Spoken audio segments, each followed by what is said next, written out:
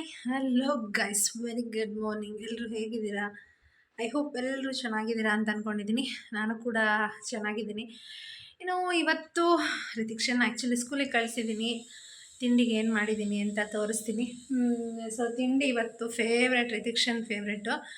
ಮನೆ ಹತ್ರನೂ ಕೂಡ ಹೋಗಬೇಕು. ಈಗ ನಾನು ಫ್ರೆಶ್ ಅಪ್ ಆಗಿ ಮನೆ ಹತ್ರ ಹೋಗಿ ನಿನ್ನೆ ತಂದಿದ್ದ ಸಿಂಕು ಮತ್ತು ವಾಶ್ ಬೇಷನ್ ಎಲ್ಲ ತಂದಿದ್ನಲ್ಲ, ಸೊ ಅದು ಯಾವ್ಯಾವ ಕಲರ್ ತಂದಿದ್ದೀನಿ ಅನ್ನೋದನ್ನು ನಿಮ್ಮ ಜೊತೆ ಶೇರ್ ಮಾಡ್ತೀನಿ. ಹಾಗೆ ಇವತ್ತು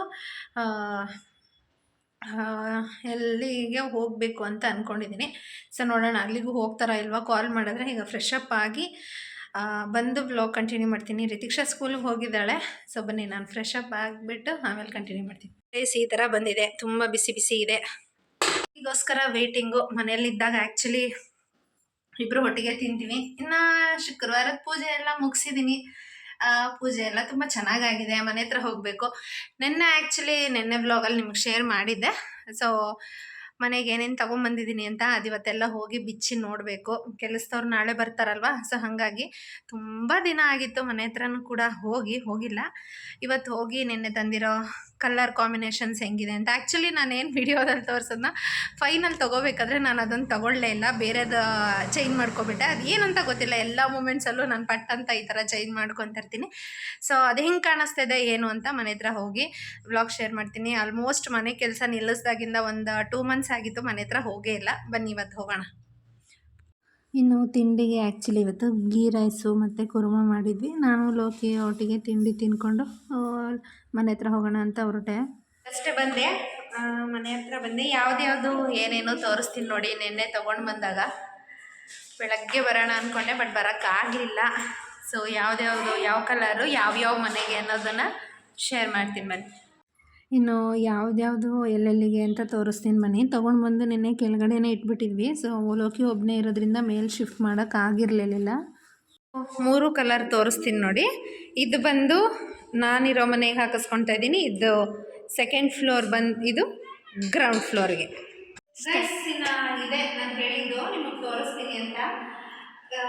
ಇದು ಬಂದು ನಿಮಗೆ ನೋಡೋಕ್ಕೆ ಬ್ಲ್ಯಾಕ್ ಕಲರ್ ಥರ ಕಾಣಿಸುತ್ತೆ, ಬಟ್ ಇದು ಬ್ಲ್ಯಾಕ್ ಕಲರ್ ಅಲ್ಲ, ಒಂಥರ ಡಾರ್ಕ್ ಮೆರೂನ್ ಕಲರ್ ಥರ ಇದೆ. ಬಟ್ ಇದು ಒಂಥರ ಡಿಫ್ರೆಂಟ್ ಕಲರ್ ಅನಿಸ್ತು. ಹಾಗಾಗಿ ಲಾಸ್ಟ್ ಮೂಮೆಂಟಲ್ಲಿ ಸೊ ಇನ್ನೇನು ಅದನ್ನು ತೊಗೋಬೇಕು ಅಂದಾಗ ಕಲರ್ ಚೇಂಜ್ ಮಾಡಿದೆ. ಫಸ್ಟ್ ತೊಗೊಂಡಿದ್ದು ಬೇರೆ ಕಲರು, ಇದು 2nd ಫ್ಲೋರಿಗೆ. ಇನ್ನು ಇದು ನಾನು ನಮ್ಮನೆಗೆ ತೊಗೊಳ್ತಾ ಇದ್ದೀನಿ. ಇದು 3rd ಫ್ಲೋರ್ಗೆ, ಮತ್ತು ಕಮೋಡು ಅಷ್ಟೇ ನಮ್ಮನೆಗೆ. ಇನ್ನು ಗ್ರೌಂಡ್ ಫ್ಲೋರು ಫಸ್ಟ್ ಫ್ಲೋರಿಗೆಲ್ಲ ಮಾಮೂಲಿ ಇಂಡಿಯನ್ ಟಾಯ್ಲೆಟ್ಸ್ ಹಾಕ್ಸಿರೋದು. ಅದು ವೆಸ್ಟರ್ನ್ದು ನಮ್ಮನೆಗೆ ತೊಗೊಂಡಿದ್ದೀನಿ.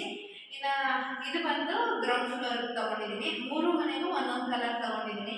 ಇದು ಹಾಕೋದ್ಮೇಲೆ ಹೆಂಗೆ ಕಾಣಿಸುತ್ತೆ ಏನು ಅನ್ನೋದನ್ನು ಶೇರ್ ಮಾಡ್ತೀನಿ. ಸೊ ಇದು ಹತ್ತಿರದಿಂದ ತೋರಿಸ್ತೀನಿ ಯಾವ್ಯಾವ ಥರ ಇದೆ ಅಂತ. ಈಗ ಆ್ಯಕ್ಚುಲಿ ನಿಮಗೆಲ್ಲ ಒಂದು ಗುಡ್ ನ್ಯೂಸ್ ಅಂತಲೇ ಹೇಳ್ಕೊಬೋದು. ಇನ್ನೇನು ಹೊಸ ಮನೆಯಿಂದ ಪುರೋಹಿತರ ಹತ್ರ ಹೋಗ್ತಾಯಿದ್ದೀನಿ.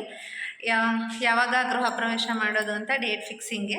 ಸೊ ಗೃಹ ಪ್ರವೇಶ ಡೇಟ್ ಫಿಕ್ಸ್ ಮಾಡೋದಾ ಏನು ಅಂತ ಅವ್ರು ಇವಾಗ ಸಿಗ್ತೀನಿ ಅಂದಿದ್ದಾರೆ. ಸಿಗ್ತಾರಾ ಇಲ್ವಾ ನೋಡಬೇಕು. ಸಿಕ್ಕಿದ್ರೆ ಡೇಟ್ ಫಿಕ್ಸಿಂಗ್ ಮಾಡಿಸ್ಬೇಕು. ಈಗ ಬಂದಿದ್ದೀನಿ. ಇನ್ನೇನು ಮನೆಯದು ಪೆಂಡಿಂಗ್ ಇಲ್ಲ ಗೈಸ್. ಆ್ಯಕ್ಚುಲಾಗಿ ಪೆಂಡಿಂಗ್ ಇರೋದು ಅಂತ ಹೇಳಿದ್ರೆ ಡೋರಿಗೆ ಪಾಲಿಶ್ ಹಾಕ್ಸೋದು ಒಂದು ಬಿಟ್ಟರೆ ಇನ್ನೇನು ಇಲ್ಲ. ಎಲ್ಲ ಕಂಪ್ಲೀಟ್ ವರ್ಕ್ ಮುಗಿದಿದೆ. ಸೊ ಹಿಂಗೆ ಇನ್ನೇನಿದ್ರು ವುಡ್ ವರ್ಕ್ದು ಎಲ್ಲ ಪ್ರತಿಯೊಂದು ಮುಗಿದಿದೆ. ಸ್ವಿಚ್ಚಿಗೆ ಇದು ಮೇಲ್ಗಡೆ ಒಂದು ಟಾಪದು ಹಾಕಿಸ್ಬೇಕಿದು. ಇದು ಹಾಕ್ಸಿಲ್ಲ. ನಿಮಗೆ ಹಾಕ್ಸಿರೋ ಥರ ಕಾಣಿಸ್ತಿರ್ಬೋದು ಅಷ್ಟೇ, ಬಟ್ ಹಾಕ್ಸಿಲ್ಲ. ಯಾಕಂದರೆ 2nd ಕೋಟ್ ಪೇಂಟ್ ಮಾಡಿಬಿಟ್ರೆ ಆಮೇಲೆ ಹಾಕೋಣ ಅಂತ ಹಾಕ್ಸಿಲ್ಲ. ಇನ್ನು ಸ್ವಿಚ್ ಎಲ್ಲ ಹಾಕಾಗಿದೆ. ಇದ್ರ ಮೇಲೆ ಪ್ಲೇಟ್ ಮಾತ್ರ ಹಾಕಬೇಕಷ್ಟೆ. ಸೊ ಬನ್ನಿ, ಡೇಟ್ ಹೇಳ್ತಾರಾ ಇಲ್ವಾ, ಅವ್ರ ಮನೆ ಹತ್ರ ಹೋಗಿ ಅವರು ಸಿಗ್ತಾರಾ ಇಲ್ವಾ ನೋಡ್ಕೊಂಬರೋಣ. ನೋಡ್ಕೊಂಬಂದು ಯಾವಾಗ ಏನು ಅನ್ನೋದನ್ನು ಕೂಡ ಶೇರ್ ಮಾಡ್ತೀನಿ. ಹಾಗೆ ಇಲ್ಲಿ ಹಾಸನಲ್ಲಿರೋ ಸಬ್ಸ್ಕ್ರೈಬರ್ ಪ್ರತಿಯೊಬ್ಬರಿಗೂ ಕೂಡ ನಾನು ಸಬ್ಸ್ಕ್ರೈಬರ್ ಎಲ್ರಿಗೂ ಕೂಡ ಇನ್ವೈಟ್ ಮಾಡ್ತೀನಿ.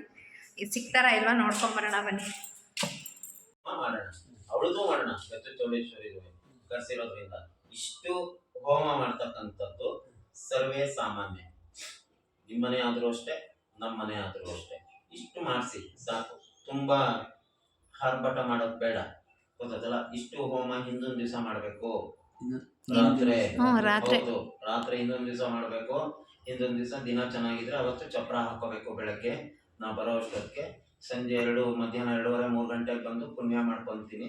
ದೇವ್ರು ಸಂಜೆ ಕರ್ಸ್ಕೊತೀರೋ ಏನೋ ನೋಡ್ಕೊಳ್ಳಿ. ಸಂಜೆ ನಮ್ದೇನು ಪೂಜೆ ಇದ್ರು ಸಂಜೆ ಮುಗಿಸ್ಬಿಡಿ. ಬೆಳಗ್ಗೆ ಸ್ಟಾರ್ಟ್ ಮಾಡೋಕ್ಕೂ ಮುಂಚೆ ಪುಣ್ಯ ಮಾಡಿರ್ತೀನಲ್ಲ, ಆವಾಗ ದೇವ್ರು ಕರೆಸ್ಕೊಂಡು ಹೋಮ ಶುರು ಮಾಡ್ತೀವಿ. ಗೊತ್ತಾಯ್ತಲ್ಲ, ನೀವು ಫ್ರೀ ಮಾಡ್ಕೋಬೇಕು. ಗೊತ್ತಾಯ್ತಲ್ವಾ?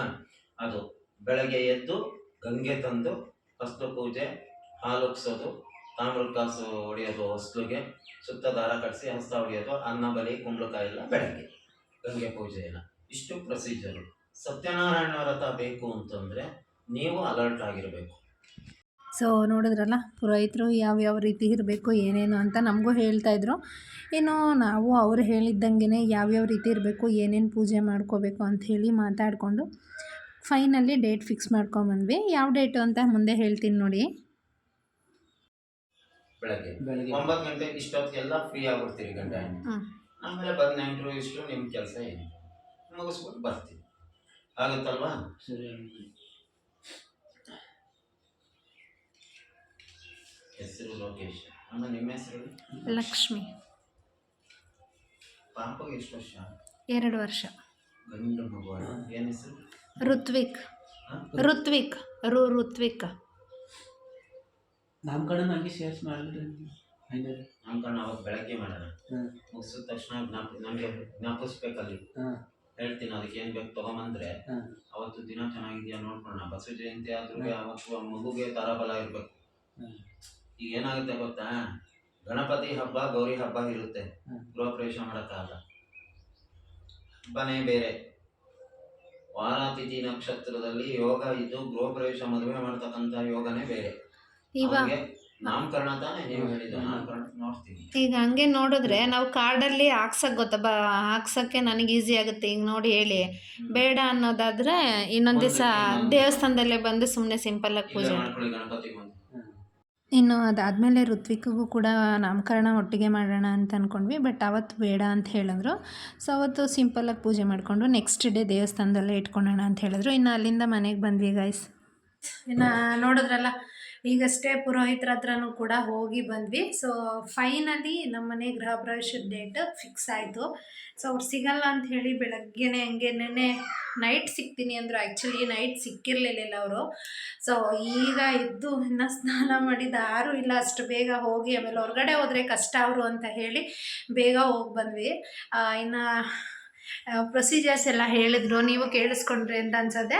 ಸೊ ನೈಟೇ ಎಲ್ಲ ಪೂಜೆ ಎಲ್ಲ ಮುಗಿಸ್ಕೊಡ್ತೀನಿ ಅಂತ ಹೇಳಿದರೆ, ಬೆಳಗ್ಗೆ ಏನಿದ್ರು ಗಂಗೆ ಪೂಜೆ ಮತ್ತು ಹೊಸ್ಲಿಗೆಲ್ಲ ಲಕ್ಷ್ಮಿ ಕಾಯಿನ್ ಹೊಡಿತಾರಲ್ಲ, ಸೊ ಅದನ್ನೆಲ್ಲ ಮಾಡಿ 9 ಗಂಟೆ ಅಷ್ಟರಲ್ಲಿ ಮುಗಿಸ್ಕೊಡ್ತೀನಿ ಅಂತ ಹೇಳಿದ್ದಾರೆ. ಇನ್ನು ಆ್ಯಕ್ಚುಲಿ ಏನಪ್ಪ ಅಂತ ಹೇಳಿದ್ರೆ, ನಾವು ನಾಮಕರಣದ ದಿವಸನೇ ಗೃಹ ಪ್ರವೇಶದ ದಿನವೇ ಋತ್ವಿಕದ ನಾಮಕರಣನೂ ಇಟ್ಕೋಬೇಕು ಅಂತ ಅಂದ್ಕೊಂಡಿದ್ವಿ. ಸೊ ಅವತ್ತು ಬೇಡ, ಅದಾಗಿ ಬರಲ್ಲ, ಅವನಿದ್ದಕ್ಕೆ ಅಂತ ಹೇಳಿದ್ರು. ಸರಿ ಅಂತ ಹೇಳಿ ಫೈನಲಿ ಅದನ್ನು ಕ್ಯಾನ್ಸಲ್ ಮಾಡ್ಕೊಂಡು ಬಂದ್ವಿ. ಇನ್ನು ಗೃಹ ಪ್ರವೇಶದ ಡೇಟ್ ಹೇಳೋದಾದರೆ ಏಪ್ರಿಲ್ 19ನೇ ತಾರೀಕು, ಆಮೇಲೆ 20ನೇ ತಾರೀಕು ಬಿದ್ದಿದೆ. ಬಸವನ ಜಯಂತಿ ಹಬ್ಬದ ದಿನ ಆ್ಯಕ್ಚುಲಿ ಬಿದ್ದಿರೋದು ಇದು 20ನೇ ತಾರೀಕು. ನನಗಂತೂ ತುಂಬ ಖುಷಿ ಇದೆ. ಎಕ್ಸ್ಪೆಕ್ಟೇಷನ್ ಇಟ್ಕೊಂಡಿದ್ದ ಡೇಟೇ ನಾನದು. ಯಾಕೆಂತ ಹೇಳಿದ್ರೆ ಆ ದಿನ ತುಂಬ ಒಳ್ಳೆಯದು ಅಂತ ಹೇಳಿ ನಾನು ಅವತ್ತೇ ಬೇಕು ಅಂತ ಹೇಳಿದ್ದೆ. ಸೊ ಅವತ್ತಿಗೆ ಇಟ್ಕೊಟ್ಟಿದ್ದಾರೆ. ಇನ್ನು ಮನೇದೊಂದು ಸ್ವಲ್ಪ ಸಣ್ಣ ಪುಟ್ಟದ ಕೆಲಸ ಇದೆ, ಬಟ್ ಅದನ್ನು ಇನ್ನೇನು ಮುಗಿಸ್ಕೋತೀವಿ ಬೇಗ. ಇವಾಗ ಗೃಹ ಪ್ರವೇಶದ ಡೇಟ್ ಫಿಕ್ಸ್ ಆಯ್ತಲ್ಲ, ಸೊ ಹಾಗಾಗಿ ಅದನ್ನು ಇನ್ನೇನು ಬೇಗ ಮಾಡ್ಕೊಂಡು ಹೋಗ್ತೀವಿ ಅಂತ ಹೇಳ್ಕೊತೀನಿ. ಇವತ್ತಿನ ವ್ಲಾಗ್ ಇಲ್ಲಿಗೆ ಮುಗಿಸ್ತಾ ಇದ್ದೀನಿ ಗೈಸ್. ವಿಡಿಯೋ ಇಷ್ಟ ಆಗಿದ್ದರೆ ಲೈಕ್ ಮಾಡಿ, ಶೇರ್ ಮಾಡಿ.